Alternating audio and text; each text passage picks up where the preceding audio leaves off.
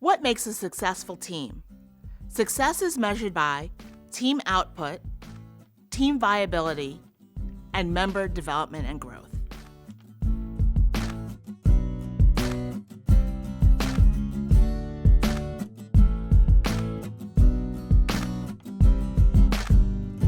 We know a lot about teams and team dynamics. We know that teams are often riddled with conflict, with difficult personalities, with resource and external constraints. However, the research tells us that to the extent that we're able to harness the expertise of members, that's really what's going to lead to successful team performance. Given that, how can you be more effective in contributing your ideas, in considering the perspectives of others, in making sure that the relevant expertise of all of the team members gets harnessed toward the betterment of the team's outcomes? My goal today is to get you to be a more effective member and leader of a high-performing team.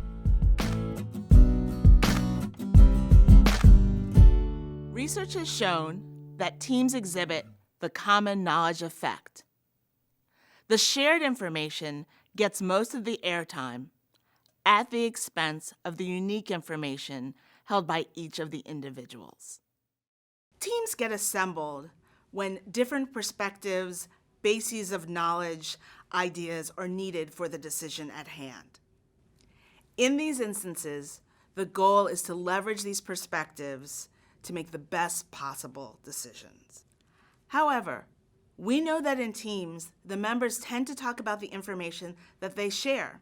The problem is that they mistake shared information for critical information. They overweight it. And teams and individuals begin to question any information that falls outside the shared domain.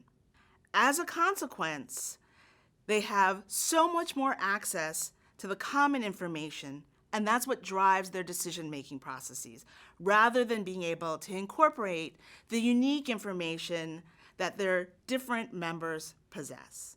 Imagine you're on a team and you've made a determination that you need another individual who has product delivery expertise. After sorting through the resumes, you identify 3 individuals who meet at least the minimum criteria in product delivery experience. So now what type of information do you have? You have the resumes, which are shared. Everyone on the team has access to that. You have the interviews, which are partially shared, and you have the reference checks. For each reference, only one member of your team has firsthand access to that information. So based on the common knowledge effect, we know that the resume information is going to get the bulk of the discussion time. And the reference checks, the unique information possessed by members, is not going to get discussed a whole lot. So the team picks the second candidate, the one who looks great on paper. She looked great based on the shared information, but not so great if you consider the unique information of the reference checks. In contrast, the team didn't pick the third candidate, the one whose resume, the shared information, looked fine, but whose unique information, the reference check information, made him look fantastic. Consequently, the choice of candidate 2 was suboptimal. The team likely spent more time discussing the resumes, the shared information, and gave less airtime to the reference check information, which would have made clear that candidate 3 was really the best choice.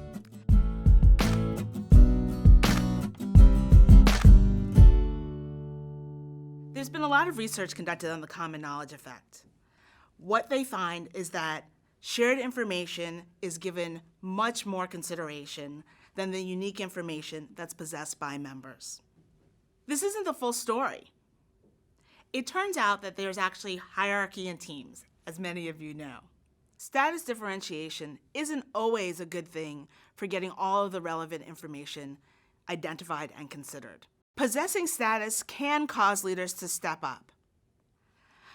But what we know is that high status members of teams often have their contributions overweighted. And low status members have their contributions, their unique knowledge, underweighted.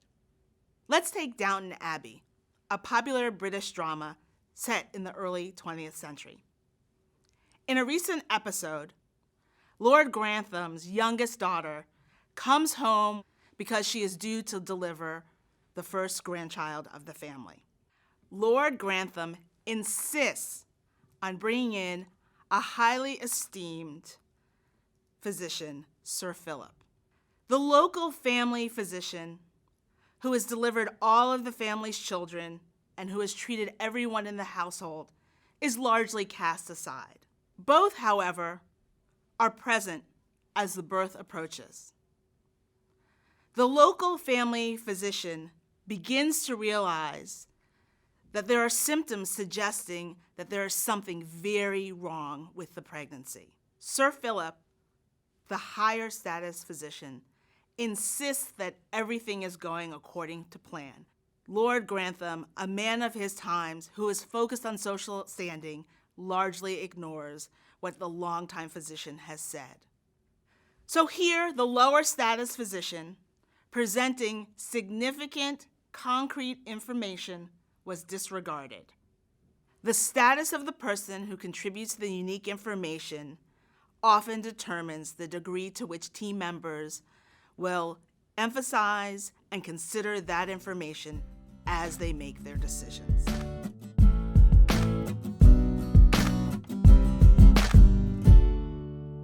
Research tells us that in a team, only a handful of people talk most of the time. In a 5-person team, 2 people talk 70% of the time. In a 6-person team, 3 people talk 70% of the time. And in an 8-person team, 3 people talk 67% of the time. AIRTIME translates to perceived influence. Perceived influence means who gets credit for contributing. When members of the team are asked who had the most influence, the person that they identify is the person who has talked the most, not necessarily the person who has moved the conversation the most.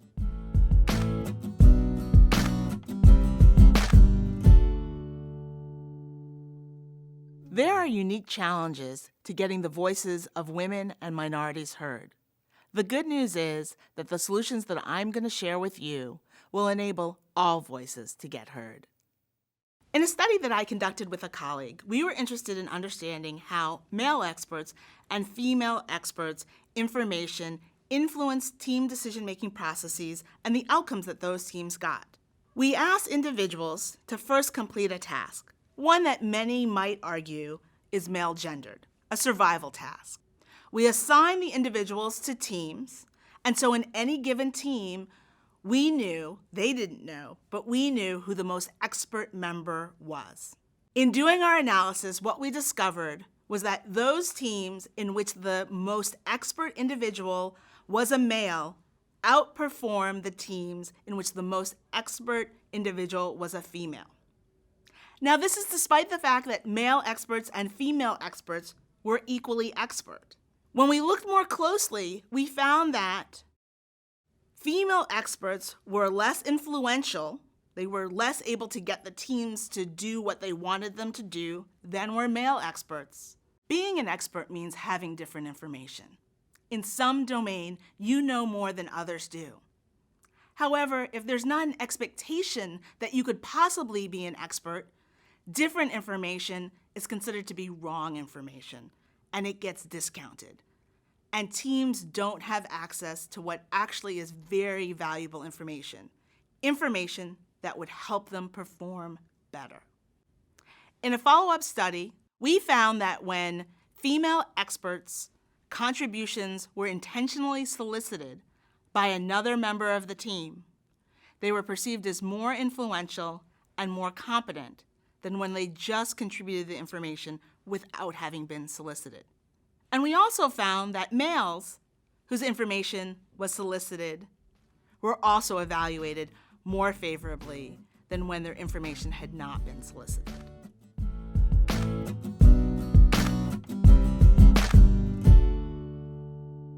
Here are 3 solutions to leveraging member knowledge and creating good team outcomes. 1. Identify and leverage your expertise. 2. Enlist early support. 3. Engage others. 1. How can you get your expertise identified and leveraged? You've got to jump into the conversation early. Airtime matters. If you have difficulty jumping in, give yourself a time limit. Say within the first 5 minutes, I'm going to say something. You may actually want to set a goal for how many contributions you're going to make in a given team discussion. If someone preempts you and says something that you were going to say it again.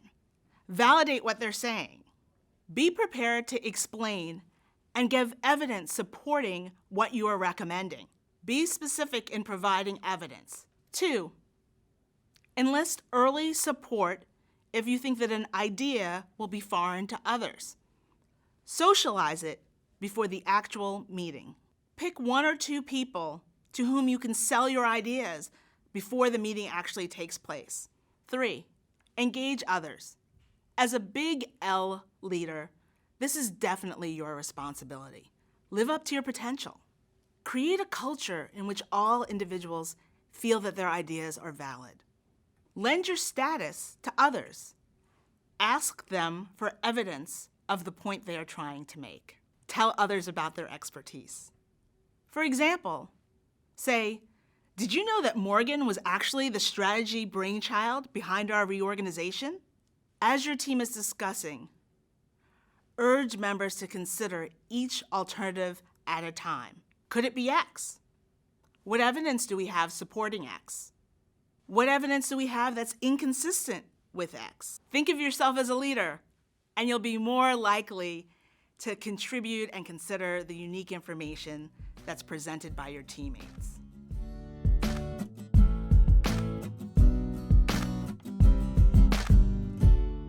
The strongest position you can come to a meeting with is your passion.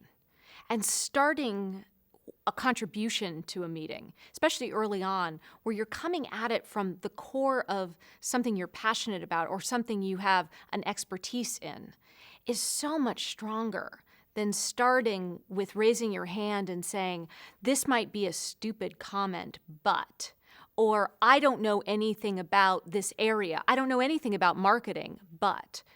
Rather, starting with your expertise. I am an expert in community software, or I am an expert in viral marketing. Starting with your area of expertise and then building on the bridge between your expertise and the point that you want to make is so much more powerful and effective than beginning with, this is probably stupid, but. One of my favorite rules of great management is making sure that you give the quiet ones a voice, that everybody around the table gets a voice. When I was at my startup company, I found that the salespeople were naturally talking a lot more than the engineers. So there were a couple of things I did to make sure that I was giving the engineers a voice. One was in a meeting, I made sure I didn't just listen, but I watched people's faces and body language. And when I saw somebody frowning, I would say, you're frowning, Jack, what's up? What are you thinking? And give Jack an opportunity to speak up. Another thing that I would do is make sure different people like to talk in different ways or communicate in different ways. And I wanted to give everybody an opportunity to communicate in the way that was most comfortable for them. So sometimes I would have a debate in a Google document where people could comment, read, and write instead of talk. And that often got the quiet voices to the table. When dealing with a disruptive or a dominant personality in a team meeting, I take a sort of a two-part approach. The first is addressing the behavior at that moment. And I find that by very deliberately saying thank you and moving on, that can be successful. However, I also recognize that it's important in the long term to address this. And so I will oftentimes schedule a one-on-one meeting with that individual. And that serves both to allow them to share their idea and to sort of reinforce that I am interested in their contribution, just not in their disruptive behavior. In addition, it allows me the opportunity to lay out and to reinforce what are acceptable behaviors, such that as a team, we're successful in achieving the shared outcome. One of the things I found to be so helpful in running meetings and running teams is using ground rules. Ground rules, principles of how we're going to interact are your friend. And specifically, if you get everybody's commitment up front into how we want to operate as a team, when things get heated or when things get off course, we have the ground rules to come back to. And because everybody agreed to them and made a commitment up front, it becomes something that isn't personal anymore, that somebody's done something wrong or somebody has done something right. It's about what we have established as our team commitments. And I've just found that to be really helpful in keeping teams on track and keeping them effective. One of my very best friends gave me what I consider to be salient advice when I took on a leadership role. It resonated with my experience as a surgeon, and it was essentially to be bold and to have a thick skin and to appreciate that ultimately everything is your responsibility. This can be quite daunting, and I find the best approach is to build a great team. One of the things that I've learned is that if you allow people to rely on each other almost as sort of mental prostheses, it builds a great cohesion on the team. People don't want each other's jobs. There's less politics. And we can do great things together as a team. Knowledge is power. The unique knowledge, the expertise in your teams is critical. To the extent that you as a member or leader of a team can unleash the knowledge, your team will perform better, you'll get credit, and you'll be more effective at work. What can you do tomorrow to make sure that your expertise gets identified and leveraged? Remember that research says that airtime matters, so jump into that conversation early.